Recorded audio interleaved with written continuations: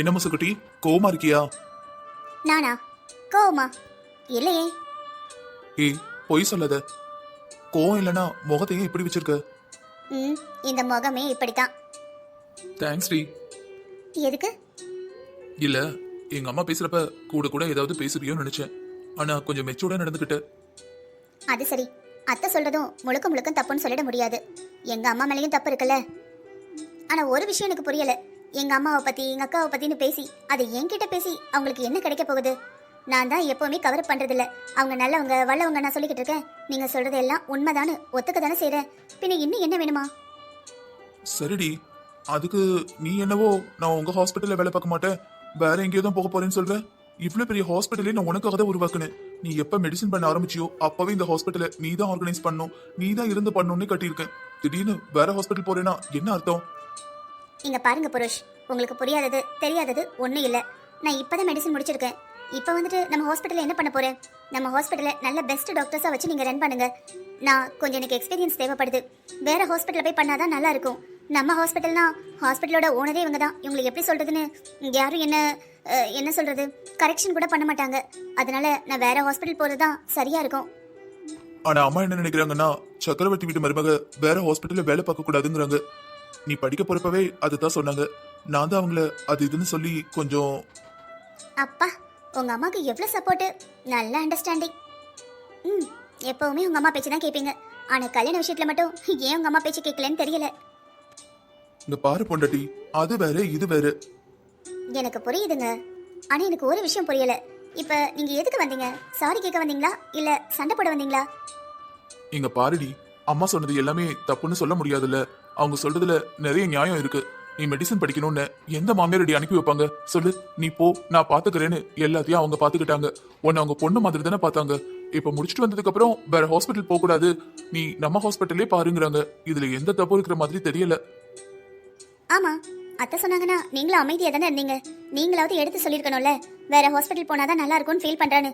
உங்க அம்மா முன்னாடி அமைதியா இருந்தீங்க, இங்க வந்து மட்டும் பேசிட்டு இருக்கீங்க. சரிடி, இப்ப என்ன உன் கால்ல விழணுமா சாரின்னு? நெக்ஸ்ட் டைம் என்ன பேசினாலும் உன் பக்கத்துலயே நிக்கிறேன், போதுமா?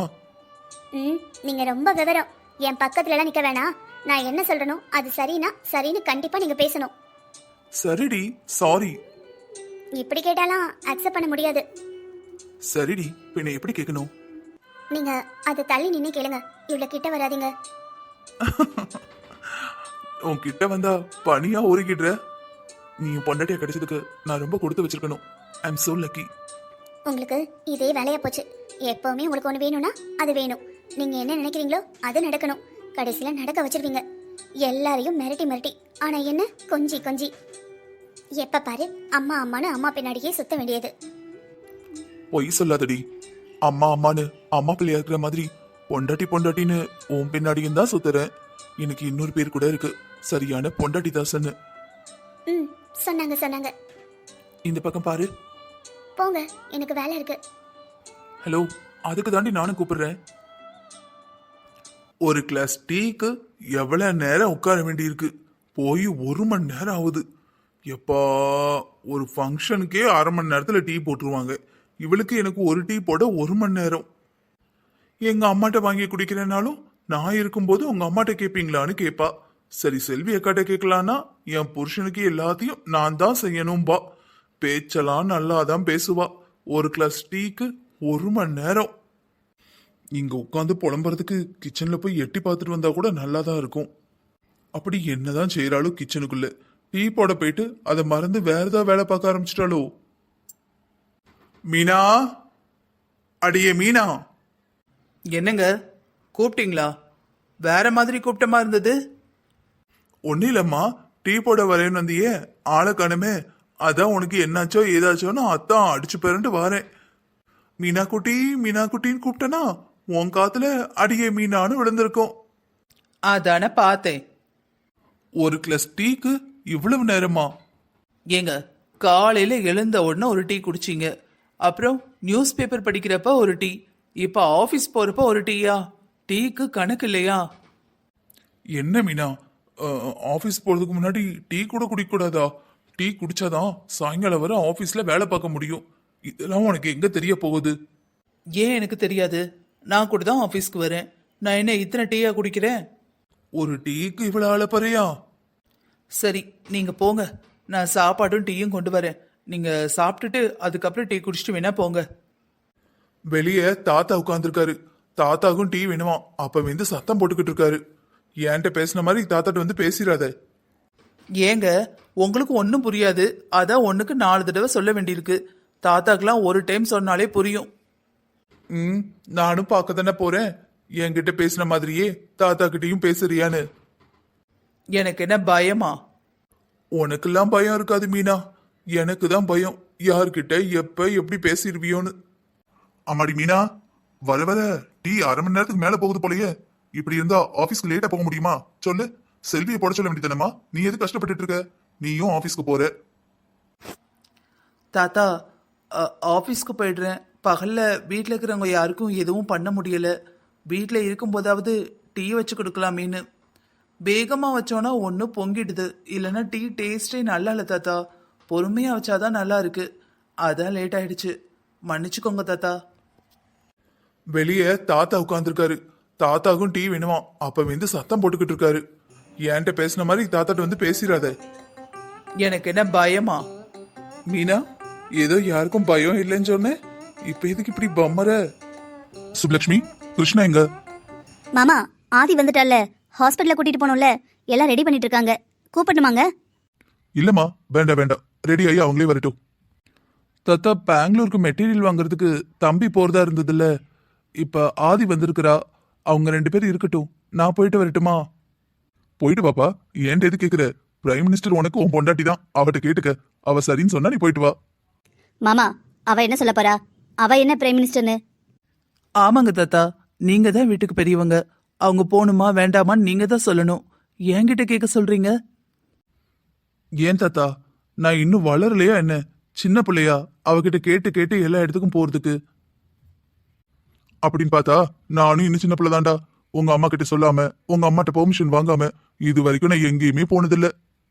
அப்படின்னா அத்தை ரொம்ப லக்கி மாமா. சுப்புலட்சுமி, கல்யாணம் முடிஞ்சிட்டுன்னு வச்சுக்கோ, பிள்ளைங்களை நம்ம விட்டுறணும். மருமவ கிட்ட மொத்தமா ஒப்படைச்சிடணும். அப்பதான் ஒருத்தருக்கு ஒருத்தங்க ஒரு நல்ல அண்டர்ஸ்டாண்டிங் வரும், அந்யோன்யமா இருப்பாங்க. நம்ம பெத்தவங்க கடமை நம்மளுக்கு என்ன வேணும்? நம்ம பிள்ளைங்க நல்லா இருக்கணும், அவ்வளவுதானே. புருஷனும் முன்னாடி பாத்துக்கிடுவாங்க. சின்ன பிள்ளைங்களா, அப்படி எதுவும் தெரியலனா நம்ம ஹெல்ப் பண்ண வேண்டியதான். சும்மா சும்மா மூக்க நுழைச்சுக்கிட்டு இருந்தா அவங்களுக்கும் சங்கடம், நம்மளுக்கும் சங்கடம். மாமா, ஆதிக்கிட்ட நம்ம ஹாஸ்பிட்டல்ல தான் வேலை பார்க்கணும்னு சொல்லிட்டீங்கல்ல? இத பத்தி ஏற்கனவே பேசினது தானமா. கிருஷ்ணா கிட்ட சொல்லியிருக்கேன், எப்படியும் ஆதி கிட்ட சொல்லியிருப்பா. ஆல்ரெடி இப்பதான் பேசிக்கிட்டு இருந்தோம், அதுக்குள்ள 2 பேரும் வந்துட்டீங்களா? சரிப்பா, நல்ல நேரம் 10 to 11, அதுக்குள்ள உள்ள போயிடுங்க. அங்க டாக்டர் செல்வம் இருப்பாரு, அவர்கிட்ட நீ கத்துக்கோமா. அவர் தான் இருக்கிறதுலே சீனியர் மோஸ்ட், ரொம்ப டேலண்டான ஆளு, நம்ம குடும்பத்துக்கு ரொம்ப நம்பிக்கையான ஆளும் கூட. சரிங்க தாத்தா, என்ன ஆசீர்வாதம் பண்ணுங்க. நல்லா இருமா, நல்லா இரு. நிறைய பேருக்கு உதவி செய்யணும். மாமா, நீங்க என்ன ஆசீர்வாதம் பண்ணுங்க. நல்ல டாக்டர்னு பேர் வாங்கணும்மா. பேர் போன டாக்டர்னு பேர் வாங்கணும். எல்லாரும் உன்னை மீட் பண்றதுக்கும் உன்னோட அப்பாயின்மெண்ட் வாங்குறதுக்கும் லைன்ல நிக்கணும். அத்தை, என்ன ஆசீர்வாதம் பண்ணுங்க. நல்லா இருமா. டாக்டர்னு எவ்வளவு பெரிய ஆளா இருந்தாலும் என் மவனையும் நல்லா பாத்துக்கோ. நல்ல மனைவியும் பேர் வாங்கணும், அதை மறந்துடக்கூடாது. எந்த அளவுக்கு தொழில் முக்கியமோ அந்த அளவுக்கு குடும்பம் முக்கியம். புரியுதா? புரியுதுங்க அத்தை. நான் குடும்பத்தையும் என்னோட வேலையும் சமமா பார்த்துப்பேன். வேலையை விட குடும்பத்துக்கு ஒரு படி முக்கியத்துவம் கொடுப்பேன். என்ன ஆதி, எங்க கிட்ட எல்லாம் ஆசீர்வாதம் வாங்க மாட்டியா? அக்கா தானம்மா, வாங்கிக்க. தாத்தா, அக்கா கிட்ட ஆசீர்வாதம் வாங்கணும்னு எந்த அவசியமும் இல்லை. எப்பவுமே நான் நல்லா இருக்கணும்னு அவ வேண்டிக்கிட்டே இருப்பா. நீ நல்லா இருக்கணும் ஆதி. எப்பவுமே உன் லைஃப்ல ஆசைப்பட்டதெல்லாம் நடக்கணும். நீ சந்தோஷமா இருக்கணும். All the பெஸ்ட்மா. தேங்க்யூ மாமா. சரிடி மசுக்குட்டி, போயிட்டு வரட்டுமா? சைன் பண்ணியாச்சு, டாக்டரோ ஜாயின் பண்ணிட்டேன். இதுக்கப்புறம் உன்னோட பிசினஸ், உன்னோட ஃபியூச்சரை சந்தோஷமா ஆரம்பி. பாய். பாய்ங்க. ஈவினிங் பிக்கப் பண்ண வருவீங்களா? இல்லடி, உண்மையை சொன்னா நிறைய வேலை இருக்கு. நீ வரேன்னு சொல்லிட்டு 2-3 நாள் சரியா கவனிக்கவே இல்லை. இன்னைக்கு முழுக்க முழுக்க வேலை இருக்கும். ராத்திரி வீட்டுக்கு வரது கூட லேட் ஆகலாம். சரிங்க, ஓகே. அப்ப நானே வந்துடுறேன். உன்னோட கார் வீட்டில் இருக்குல்ல, நீ கால் பண்ணு. ஒரு 10 நிமிஷம் முன்னாடி கால் பண்ணு, டிரைவர் வந்துடுவாரு. இருக்கட்டுங்க. எதுக்கு? உன்கிட்ட எத்தனை தடவை தான் சொல்றது? சரி சரி, நான் கிருஷ்ணா பொண்டாட்டி. விரும்பினாலும் விரும்பாட்டாலும் கெத்தா இருக்கணும், அதுதானே? புரியுது. எனக்கு வேலை முடிகிற மாதிரி இருக்கிறப்ப நானே கால் பண்ணி அவரை கூப்பிட்டுக்கிறேன். நீங்க இது வரைக்கும் வந்தது ரொம்ப தேங்க்ஸ்ங்க. என்ன தேங்க்ஸா?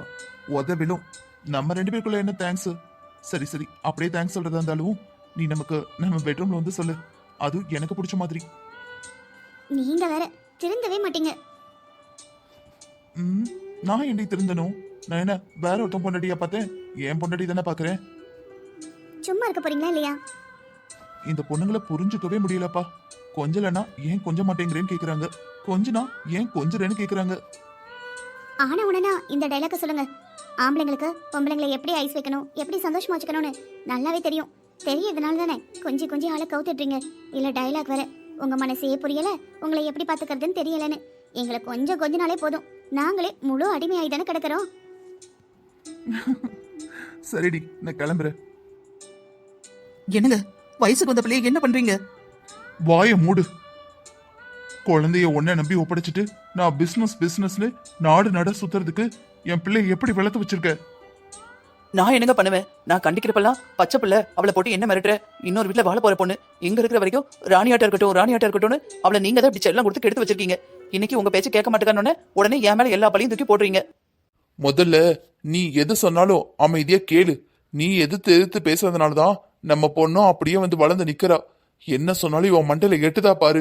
எவ்வளவு சொல்ற, அப்படியே அசையாம நிக்கிறா. சரிங்க விடுங்க, தெரியாம பண்ணிட்டா. இப்ப அடிச்சாப்ல எல்லாம் சரியாக போகுதா? தெரியாம பண்ணிட்டாளா?